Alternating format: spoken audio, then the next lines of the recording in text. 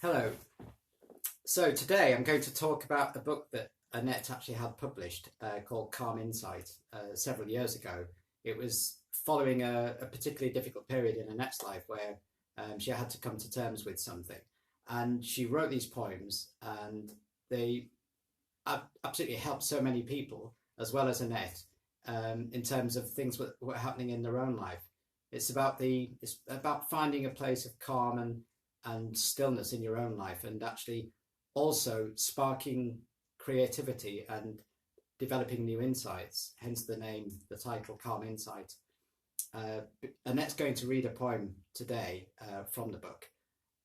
But before she does that, I just also wanted to read the foreword for the book, which was written by somebody called Sandy Newbigging, who's a best-selling author of a number of books, one of which is called Mind Calm. So I think the words that he wrote were particularly pertinent to what we're all actually experiencing today. So hopefully it might also put this whole thing into context a little bit. Keep calm and carry on. In today's world, it's all too easy to get caught up in the thinking mind and end up missing the magic of the magnificent moment. In doing so, we can end up one step removed from life and rarely get to experience the calm completeness of the consciousness that we naturally are.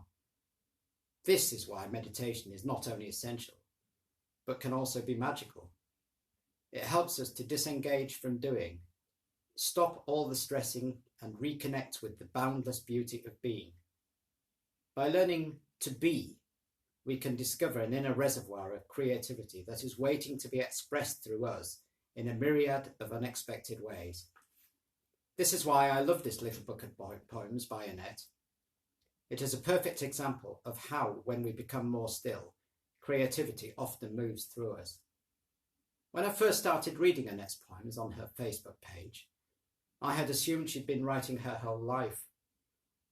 Although she'd always had the potential, she hadn't been accessing or expressing it because her mind was getting in the way. But by letting go of her mind-made limitations, she became open to allow a side of herself through that had previously been kept quiet. As you read the peace-filled poems in Calm Insight, I invite you to let the words move through you so that they may return you to the stillness of being. Don't read with your mind, but feel with your soul. I'm excited about the world of wonder that can be revealed to you too. Thank you.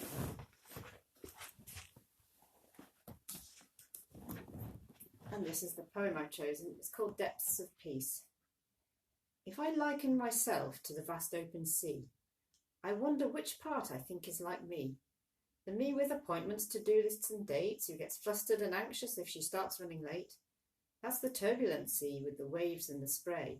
The part of the sea that will never give way to stillness and peace, to be calm and serene. That part of the sea can only be seen under the surface, way down below. And to discover our own peace, that's where we must go. For when we step back from fretting and fearing, we too find peace at the core of our being.